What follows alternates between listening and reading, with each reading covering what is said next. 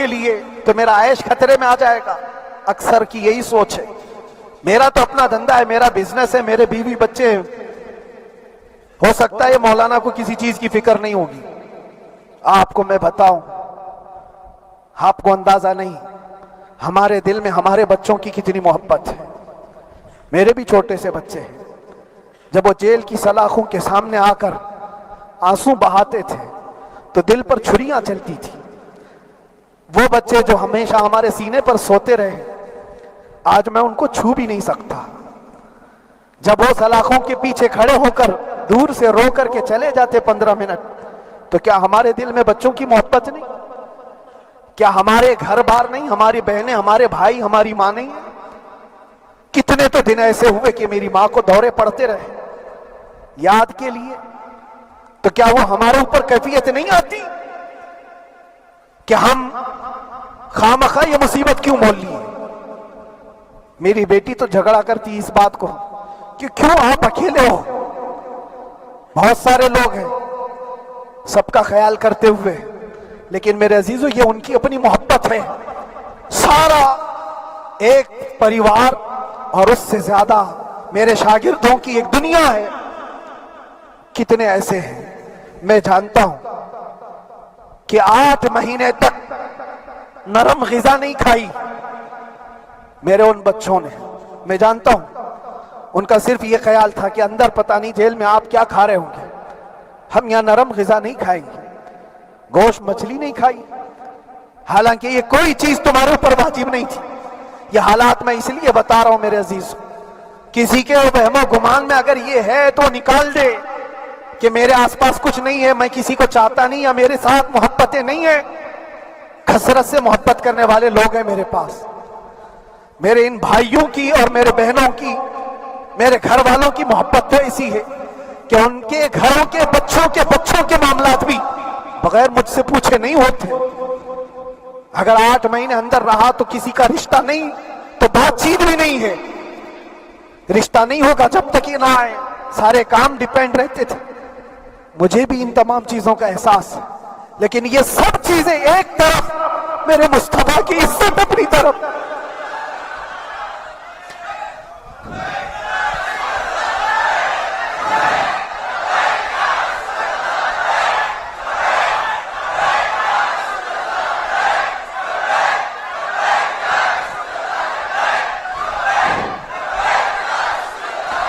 میرے عزیزوں,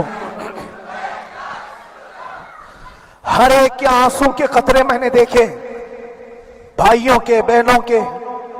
میرے پاس ملنے کے لیے میرے جو شاگرد آتے ان کے, یہ اکثر جب جیل کی دیوار پر آ کر کھڑے ہوتے, ان کی آنکھیں لال, یہ آنسو بہاتے 15 منٹ ملاقات کر کے چلے جاتے. آپ کو کیا اندازہ ہے اندر کے حالات ایک دن 1 سال کے برابر لگنے لگتا ہے. گھٹتے رہتے, لیکن ایک بات کا احساس بار بار ہوتا کہ یہ ساری محبتیں ایک طرف ہے, لیکن ہم جس کے لیے کھڑے ہوئے ہیں اس کی محبت میں کوئی سمجھوتا نہیں, اس کی محبت میں کوئی سمجھوتا نہیں. ایمان اسی کا نام ہے, لا یؤمن احدکم حتی اکون احب الیہ من والدہ وولدہ والناس اجمعین.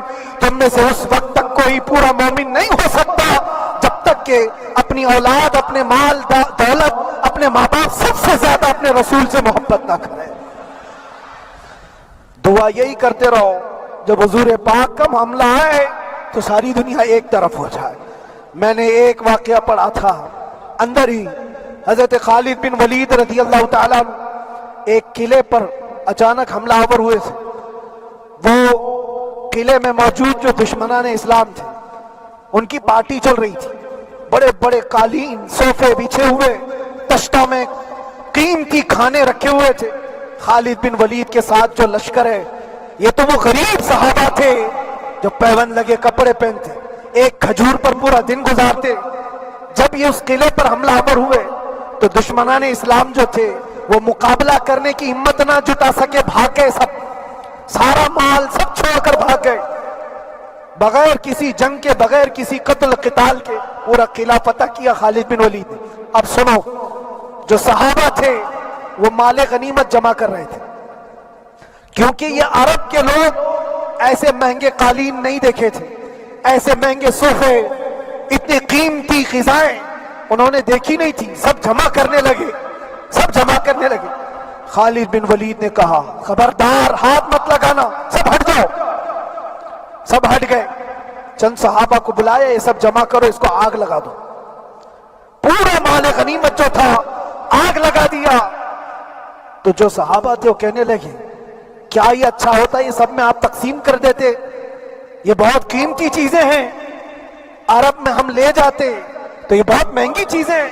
خالد بن ولید نے کیا کہا جانتے ہو؟ کہا اگر تم کو بھی ان تمام چیزوں کی عادت لگ جائے تو تم بھی ویسے ہی بھاگو گے جیسے یہ بھاگے. یہ آج جو ہمارا مقابلہ کرنے کی طاقت نہ لا سکے اور بھاگ گئے، اس کی وجہ یہ ہے کہ وہ عیش پرست ہے. عیاشی ان کے اندر تھی جس کی وجہ سے وہ کھڑے نہ ہو سکے. اور جب جب یہ عیاشی آئے گی تم کھڑے نہیں ہو سکو گے، کھڑے نہیں ہو سکو گے. آج میں یہی بات دہرانا چاہتا ہوں، جو بڑے بڑے چہرے لے کر بیٹھے ہوئے ہوں، وہ سیاسی اثر اور رسوخ رکھنے والے بھی کمفرٹ زون میں رہنا چاہتے ہیں. میں چند لوگوں کو چھوڑ کر کہہ رہا ہوں، اکثر کا حال یہ وہ سوچتے ہیں کہ ہمارے اس دائرے سے نکلیں گے تو ہمارا عیش خطرے میں آ جائے گا، گھر بار خطرے میں آ جائے گا. یہ دنیا کی محبت انسان کو بزدل بناتی ہے، بزدل بناتی ہے. اس لیے میرے عزیزو، آپ جب کبھی یہ بات آئے، ایک طرف میرا پورا خاندان، ایک طرف میرے عیش کی زندگی اور ایک طرف رسول پاک کی عزت کا معاملہ، تو آپ مجھے بتاؤ آپ کس بات کا فیصلہ لیں گے؟ اسی بات کا فیصلہ لینا ہوگا نبی پاک صلی اللہ تعالی علیہ وسلم کی عزت کی خاطر. تمہیں اس بات کا فیصلہ لینا ہوگا. اپنا سب کچھ گنبد خضرا کل بھی تھا آپ، میرے نبی سے میرا رشتہ کل بھی تھا آپ، اور بتلا دو گستاخ نبی کو غیرت سنی زندہ ہے، ان پہ مر مٹنے کا جذبہ کل بھی تھا آپ. بس یہ جذبہ باقی رہے. ہم کسی کو لڑنے کے لیے، مرنے کے لیے، مارنے کے لیے میدانوں میں اتارنے کی بات نہیں کرتے. میں اکثر اپنی تقریروں میں کہا کرتا ہوں، یا آپ سے پہلے بھی کیا، اگرچہ میری تقریروں کو ڈائیورٹ کیا جاتا ہے، آج بھی بہت لوگ ہوں گے، بلکہ آج مدن پورہ کا یہ پہلا جمعہ ہے. مجھے اندازہ ہے پورا ہندوستان نہیں، باہر بھی سب کی نظریں اس پار ہیں کہ آنے کے بعد یہ کیا بولتا ہے، آنے کے بعد یہ کیا بولتا ہے. سب اسی انتظار میں ہیں. میں سب کو ایک ہی میسج دوں گا، آنے کے بعد وہی بولے گا جو پہلے بولتا تھا.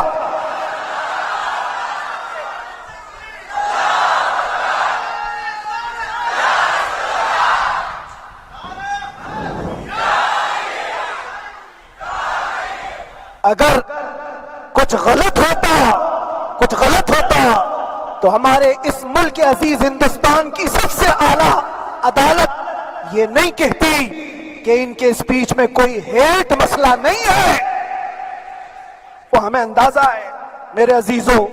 ہاں جہاں غلطی ہوگی ہم بھرے اعلان کے ساتھ کہیں گے کہ ہم سے یہ غلطی ہو گئی، ہم سے یہ خطا ہو گئی، زبان پھسل گئی. لیکن جو چیز نہیں ہے تو اگر تم زبردستی اس کو کہو گے تو یہ ہم نہیں مانتے. ہاں بس اتنی دعا میرے حق میں کریں کہ جتنی بھی زندگی باقی ہے، جتنی زندگی باقی ہے، اللہ تبارک و تعالی حضور پاک کی محبت اور ان کی عظمت کی حفاظت کے لیے جیتے مرنے کی توفیق عطا فرمائے. ہمارا کام صرف اتنا رہ گیا، جو میسج دینا تھا وہ ہم نے دے دیا. اب جو حالات آ رہے ہیں میرے عزیزوں، آپ سب کے لیے بھی میں یہ گزارش کروں گا، دین کی طرف آ جاؤ، سچائی کی طرف آ جاؤ، ورنہ گاجر مولی کی طرح کٹ جاؤ گے، ختم ہو جاؤ گے. دین کی طرف آؤ، سچائی کی طرف آؤ. اور اسلام نے کہیں پر بھی تمہیں کسی طرح کے آتنک اور دہشت کی تعلیم نہیں دی ہے. کہیں پر کسی ٹیررسٹ کی کوئی بھی تعلقات کی کہیں مجھے کوئی بات بتا دو. اگر کوئی مسلمان اس طرح کی حرکتیں کر جاتا ہے جس کو یہ لوگ بدنام کرتے ہیں تو ہم سمجھتے ہیں اس کا اسلام سے تعلق نہیں ہوگا. اسلام سے تعلق ہوتا تو اس کے اندر صدیق اکبر اور فاروق اعظم کی ادائیں ہوتی۔ آج آپ کو وہ معاشرہ زندہ کرنے کی ضرورت ہے۔ میں نوجوانوں سے کہوں گا، بہت دن گزار لیے ٹک ٹاک پر مجرے، اور تمہارے اس انٹرنیٹ کی دنیا پر جس طرح تم نے آوارگی کر لی ہے، اب وقت کم بچا ہے۔ آ جاؤ میرے نبی پاک کی گنبد کی چھاؤں، عزت وہیں پر ہے، انہی کے قدموں میں عزت ہے، اور یہاں پر بھی ہے اور آخرت میں بھی ہے، آخرت میں بھی ہے۔ بس اس عزت کے لیے آپ سب سے میں گزارش یہ کروں گا، سچائی کی طرف واپس آ جاؤ، سچائی کی طرف واپس آ جاؤ۔ جو تمہاری نمازیں باقی ہیں اس کو پوری کر لو، اس سے پہلے کہ دنیا تم پر نماز پڑھ دے، اس سے پہلے کہ تمہارے جنازے کی نماز پڑھی جائے، اپنی نمازیں کمپلیٹ کر لو۔ اور علماء ذوی الاحترام کا ادب و احترام اپنے اندر رکھو۔ صرف اس بات کے لیے آپ کو میں احساس دلانا چاہتا ہوں کہ مجھے جس راستے سے گزارا گیا، جتنے دن قید و بند کی صحبتیں گزاری گئی، یہ صرف یہ میسج دینا تھا کہ پھر اس مولانا کا یہ ہو سکتا ہے تو چھوٹے چھوٹوں کی کیا کر دیں گے۔ ایسا اگرچہ آ جائے موقع، تب بھی گھبرانے کی ضرورت تھی۔ آپ کو پتا ہے اس ملک عزیز ہندوستان کی آزادی میں 30,000 علماء کو پھانسیوں پر لٹکایا گیا۔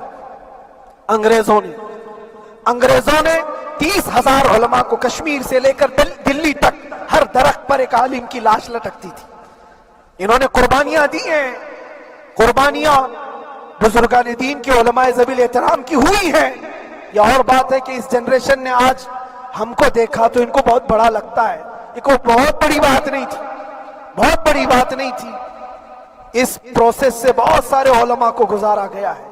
سرکار مجاہد ملت رحمت اللہ تعالی علیہ ایمرجنسی کے زمانے میں 18 مہینے تک قید میں گزارے، 18 مہینے تک ایمرجنسی، وہ بھی ڈکٹیٹر کا زمانہ تھا۔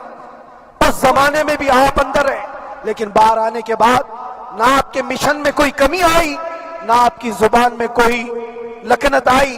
اللہ حوالے جو ہیں وہ اللہ کی رضا کی طرف اور رسول پاک کی رضا کی طرف ہوتے ہیں۔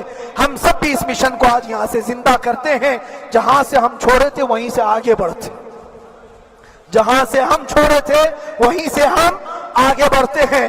کسی کو اگر کچھ برا لگتا ہے تو وہ اس کے سمجھ کا قصور ہے، اس کے فہم کا قصور ہے۔ ہم نے کسی کو ٹارگٹ کر کے کبھی کہا نہیں، بلکہ یہ تو کامن بات ہے، ایک تو کامن کہی جانے والی بات ہے۔